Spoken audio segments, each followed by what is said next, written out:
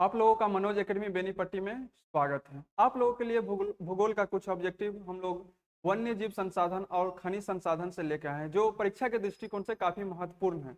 इससे पहले हम 2 वीडियो बना चुके हैं, और अगर ये वीडियो देखने से पहले वो वीडियो देखिएगा तब ये वीडियो देख सकते हैं आप लोग। तो हम लोग चलते हैं सबसे पहला ऑब्जेक्टिव पर। तो हम लोग का सबसे पहला ऑब्जेक्टिव कौन है? बिहार में कितने प्रतिशत भौगोलिक क्षेत्र में वन का फैलाव है? बिहार में कितने प्रतिशत भौगोलिक क्षेत्र में वन का फैलाव है?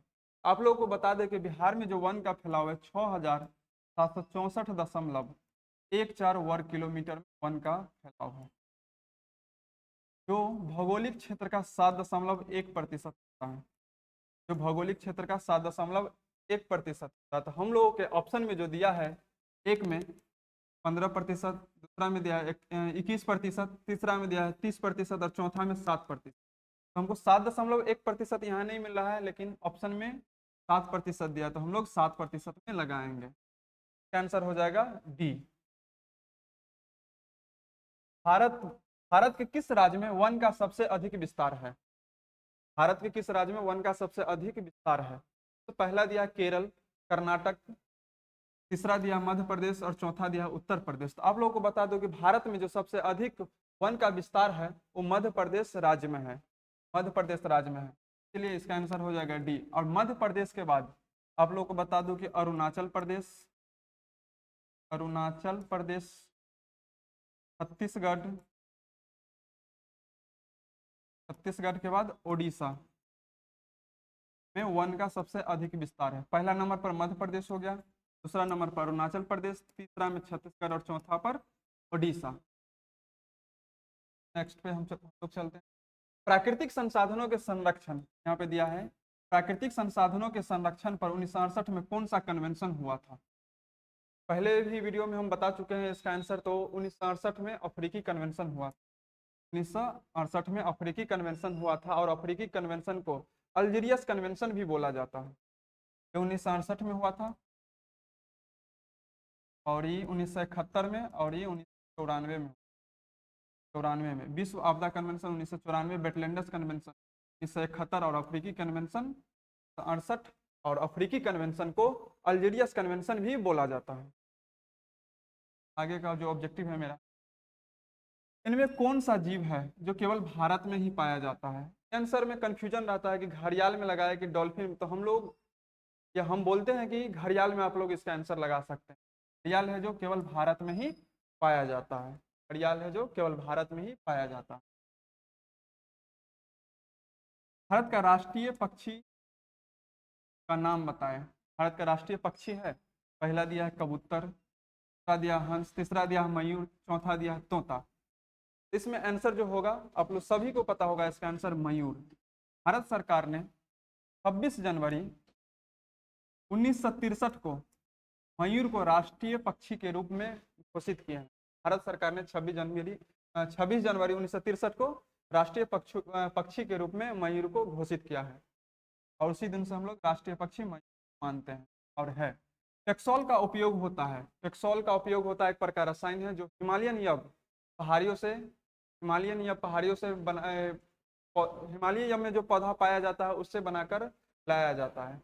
आप लोगों को बता दें कि पहला में दिया मलेरिया में इसका उपयोग होता है, क्या एड्स में होता है, या कैंसर में होता है, या टीबी के लिए होता है। आप लोगों को बता दो कि टेक्सोल का जो उपयोग होता है कैंसर नामक बीमारी में होता है। कैंसर नामक बीमारी में होता है। चरक का संबंध किस देश से है? तो भारत में आयुर्वेद का जनक है। भारत में आयुर्वेद का जनक चरक को माना जाता है। और इसमें पूछ रहा है क्वेश्चन, चरक का संबंध किस देश से है या किस देश से था? पहला दिया म्यांमार से, श्रीलंका से, भारत से, नेपाल से। तो भारत से चरक का संबंध भारत देश से था। चरखा मत समझ लीजिएगा, इसका जो संबंध है वो भारत से है। और आयुर्वेद का जनक, भारत में आयुर्वेद का जनक चरक को माना जाता है। रणथंभौर टाइगर रिजर्व किस प्रदेश में है? रणथ टाइगर रिजर्व किस देश में है? किस प्रदेश में, सॉरी किस प्रदेश में है? पहला राजस्थान, दूसरा मध्य प्रदेश, तीसरा हरियाणा, चौथा उत्तर प्रदेश। तो ये राजस्थान में है। वन्य प्राणी संरक्षण अधिनियम पारित किया गया, मतलब वन्य प्राणी को बचाने के लिए जो एक्ट लाया गया, कब लाया गया? तो 1972 ईस्वी में लाया गया।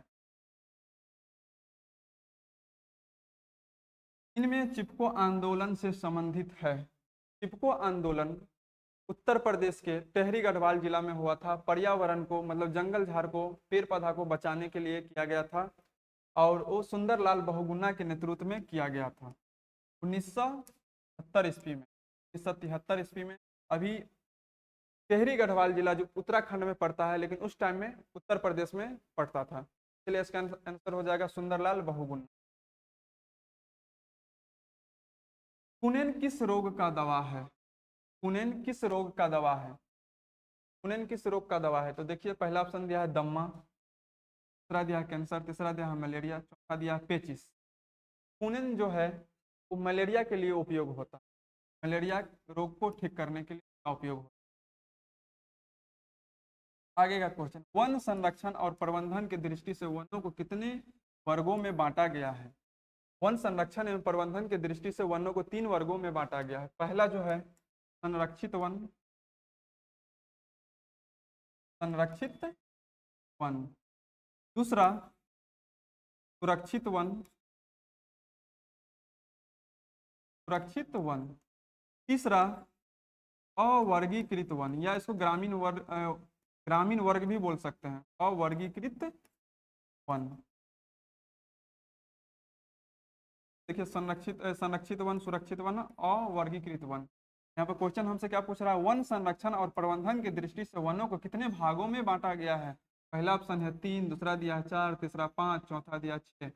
आंसर हो जाएगा ए नंबर 3। भारत का राष्ट्रीय पशु है, भारत का राष्ट्रीय पशु है हाथी, चीता, बाघ, जिराफ। तो सब लोगों को पता है कि भारत का जो राष्ट्रीय पशु है बाघ। भारतीय वन्य जीव बोर्ड की स्थापना कब हुई थी? भारतीय वन्य जीव बोर्ड की स्थापना कब हुई थी? 1954 में, 1952 में, 1955 में, 1960 में। तो भारतीय वन्य जीव बोर्ड की स्थापना जो हुई थी 1952 ईस्वी में हुई थी। आगे देखिए, वन विस्तार की दृष्टि से विश्व में भारत का स्थान है। यहाँ पे दिया वन विस्तार की दृष्टि से विश्व में भारत का स्थान है 9वां, 12वां, 15वां, 10वां। तो आप लोगों को बता, वन के मामले में पूरे विश्व में जो भारत आता है 10वां नंबर पर, और प्रथम स्थान पर जो देश आता है रूस। रूस वन विस्तार की दृष्टि से प्रथम नंबर पर रूस, और क्षेत्रफल की दृष्टि से भी रूस आता है। और वन के विस्तार में भारत का जो स्थान है वो 10वां है। एक एनजीओ वन की रिपोर्ट के अनुसार, वन के मामले में जो रिपोर्ट बनाया जाता है एक एनजीओ, इसी को बोलते हैं वन की रिपोर्ट। 1948 में विश्व में कितने हेक्टेयर भूमि पर वन का विस्तार था? 6 करोड़ हेक्टेयर में, 4 करोड़ हेक्टेयर में, 800 करोड़ हेक्टेयर में, 500 करोड़ हेक्टेयर, 400 करोड़ हेक्टेयर में। नेक्स्ट आगे देखते हैं हम लोग। अब इससे पहले जो ऑब्जेक्टिव था वन्य जीव संसाधन से रिलेटेड ऑब्जेक्टिव था, अब जो ऑब्जेक्टिव आएगा खनिज संसाधन से रिलेटेड, जो काफी महत्वपूर्ण है। हम लोग देखते हैं आगे। भारत में लगभग कितने खनिज पाए जाते हैं? भारत में लगभग कितने खनिज पाए जाते हैं? 50, 100, 150, 200। तो भारत में लगभग 100 खनिज पाए जाते हैं, और पूरी दुनिया में जो पहचान हो चुका है लगभग 2000 खनिज का पहचान हो चुका है। आगे का क्वेश्चन जो मेरा है, इनमें से कौन लोहयुक्त खनिज का उदाहरण है? तो आप लोगों को हम बता दें कि खनिज 2 प्रकार के होते हैं, धात्विक खनिज और अधात्विक खनिज। धात्विक खनिज भी 2 प्रकार के होते हैं, लोहयुक्त खनिज और एक में और लगा दीजिएगा, और लोह युक्त खनिज होता है। हम लोग से पूछ रहा है इनमें से कौन लोहयुक्त खनिज का उदाहरण है? तो लोहयुक्त खनिज का मतलब ऐसा खनिज जिसमें लोहा की मात्रा अधिक हो उसे लोहयुक्त खनिज कहते हैं। तो इसमें लोहा की मात्रा जो सबसे अधिक होता है मैग्नीज में। आंसर हो जाएगा ए। निम्नलिखित में कौन अधात्विक खनिज का उदाहरण है? अधात्विक खनिज का उदाहरण है मतलब धातु नहीं पाया जाता हो। तो सबसे पहला जो ऑप्शन है सोना, टीन, अभ्रक, ग्रेफाइट। तो ग्रेफाइट में अधात्विक खनिज का उदाहरण है ग्रेफाइट। नेक्स्ट क्वेश्चन है जो, किस खनिज को उद्योगों की जननी कहा जाता है? किस खनिज को उद्योगों का जननी कहा जाता है?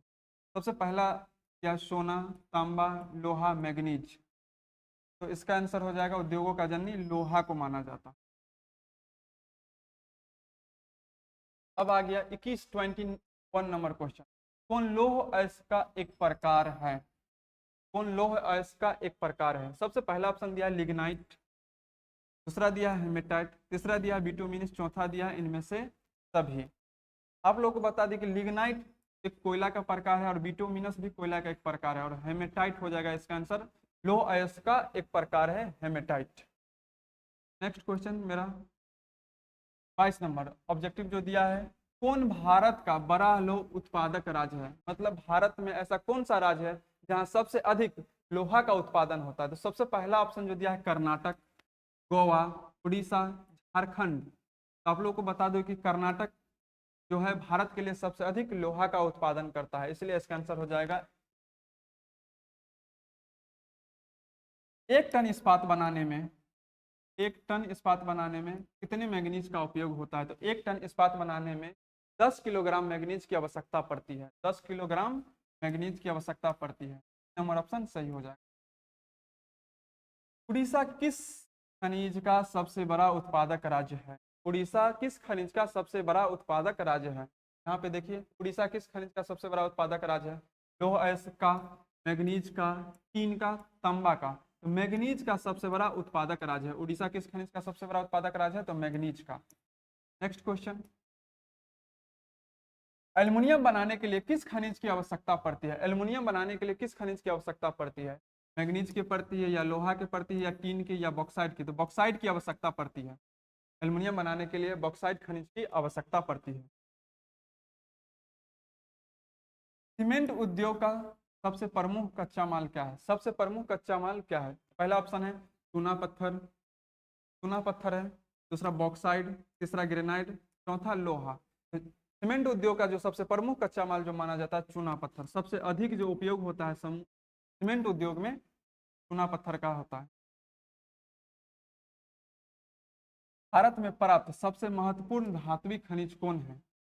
भारत में प्राप्त, जो भारत में पाया जाता है, सबसे महत्वपूर्ण धात्विक खनिज कौन है? सबसे महत्वपूर्ण धात्विक खनिज लोहा है। आगे का क्वेश्चन है, तांबा के उत्पादन में किस राज्य का सबसे महत्वपूर्ण स्थान है? तांबा के उत्पादन में किस राज्य का सबसे बड़ा महत्वपूर्ण स्थान है? झारखंड का, या उत्तर प्रदेश का, या राजस्थान का, या तमिलनाडु का? तो झारखंड का, झारखंड का हो जाएगा। झारखंड का आंसर हो जाएगा, झारखंड का। तांबा के उत्पादन में झारखंड का महत्वपूर्ण स्थान है भारत में।